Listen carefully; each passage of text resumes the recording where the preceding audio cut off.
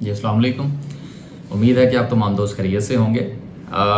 गो कि वीडियो जो है वो थोड़ा लेट अपलोड हो रही है। गुज़िश्ता हफ्ते जो है वो मार्केट में कुछ ख़ास मूवमेंट नहीं रही थी और आपको याद होगा कि लास्ट वीक से मुराद ये हम जुमे वाले दिन की बात कर रहे हैं गुज़िश्ता।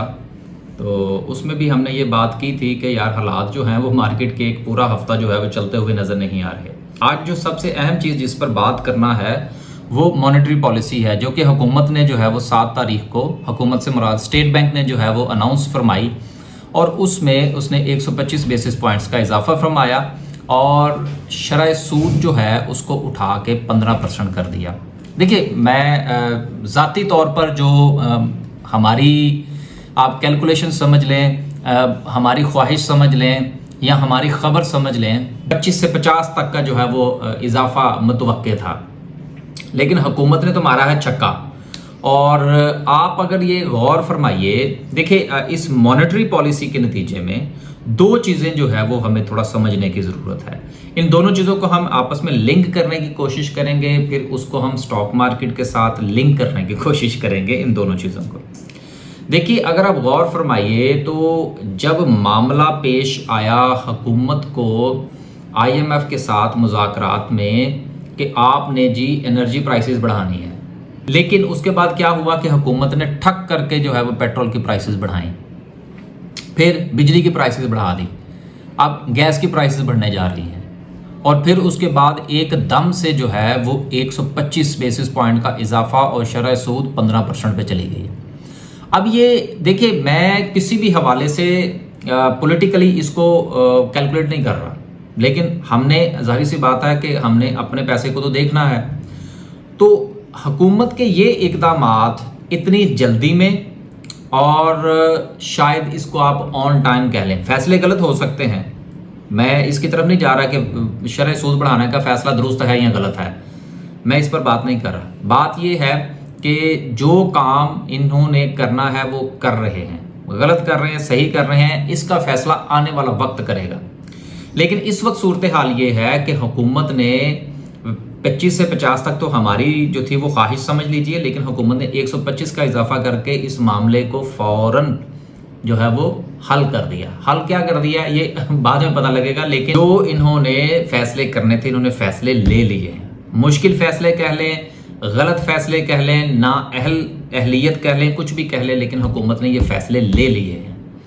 इसके नताइज जो है ये आने वाले दिनों में पता लगेगा कि वो दुरुस्त हैं या गलत। अब बेसिस पॉइंट्स जो बड़े हैं, इसके 2-3 जो हैं वो पॉइंट ऑफ व्यू जो है वो हमें देखना होंगे। नंबर 1 कि इसके बढ़ने की वजह से बैंक्स को फ़ायदा होगा, लेकिन अभी आप देख रहे होंगे, आपको याद होगा कि गुज़िश्ता काफ़ी अरसे से मैं ये बात कर रहा हूँ कि बैंकिंग सेक्टर। उससे पहले मैं बात कर रहा था power generation and power generation. अब जो है वो बैंकिंग सेक्टर के हवाले से मैं गुज़िश्ता तकरीबन 2-3 वीक से मैं बात कर, लेकिन आगे से सवाल ये भी उठता है कि भाई अगर बैंकिंग सेक्टर्स को इसके फ़ायदा होगा तो फिर बैंक्स के शेयर्स क्यों नहीं उठ रहे। यार देखिए, बात ये है कि अगर वो शेयर आज ही उठ जाएं तो फिर तो किसी फ़ायदे की ज़रूरत, फिर तो हमें फ़ायदा नहीं होगा। चीज़ों का जो इम्पैक्ट है ये आते आते एक वक्त लगता है। जिस तरह आप यूँ समझ लीजिए कि आप एक चीज़ इंपोर्ट करते हैं तो उसमें अगर डॉलर की प्राइस का इम्पैक्ट आता है कि फ़र्ज़ कीजिए कि जी वो चीज़ जो है वो डॉलर जो था वो पहले वो इंपोर्ट होती थी $1 की, अब भी वो अगर फ़र्ज़ कीजिए कि $1 की इंपोर्ट हो रही है, लेकिन हमारे यहाँ डॉलर की प्राइस जो है वो 180 से उठ के 220 रुपये पे चली जाती है। मैं वैसे कह रहा हूँ, अभी गई नहीं है। तो ऐसी सूरत हाल में क्या होगा कि जब वो इंपोर्ट होगी, इंपोर्ट होने के बाद अगर वो रॉ मटेरियल है तो उससे आगे प्रोडक्ट बनेगी, फिर वो प्रोडक्ट की नई कीमत आएगी, तो उसका इम्पैक्ट आते आते एक वक्त लगता है ना सर।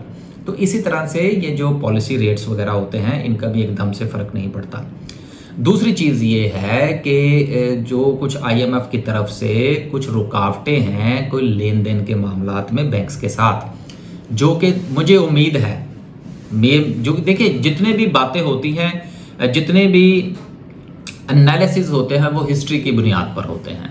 और एनालिसिस जो है कहा यह जाता है कि जब आप प्रेडिक्शन करते हैं किसी भी चीज़ की, एनालिसिस करते हैं फिर आप प्रेडिक्शन करते हैं, कहा यह जाता है कि अगर 10 में से 6 प्रेडिक्शंस आपके दुरुस्त हों तो वो एक, आप समझ लीजिए कि उसको एक अच्छा प्रेडिक्टर जो है वो माना जाता है। तो आप देख लीजिए कि अगर हमारी गुज़िश्ता प्रेडिक्शंस जो है वो थोड़ी बेहतर साबित हुई हैं तो इसके ऊपर ज़रूर कान धरिएगा, अलबत्ता बिल्कुल कान धरने की ज़रूरत नहीं है। तो मामलात जो हैं वो दरमियान में कुछ अटके हुए हैं जो कि उम्मीद की जा सकती है कि वो दुरुस्त हो जाएंगे, और अगर वो दुरुस्त हो जाते हैं तो फिर जो प्रॉफिट्स हैं आपके बैंकिंग सेक्टर के वो बहुत बेहतर हो जाएंगे। और आखिर में सिर्फ ये पूछना चाहूँगा कि ये जो 125 बेसिस पॉइंट बढ़े हैं तो इसके बढ़ने की वजह से क्या इस्लामिक बैंकिंग पर भी कुछ असर पड़ेगा?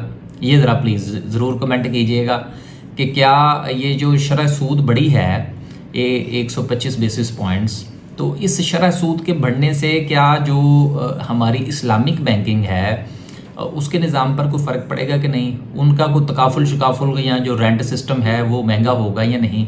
तो ये ज़रा ज़रूर प्लीज़ बताइएगा। अल्लाह हाफ़िज़।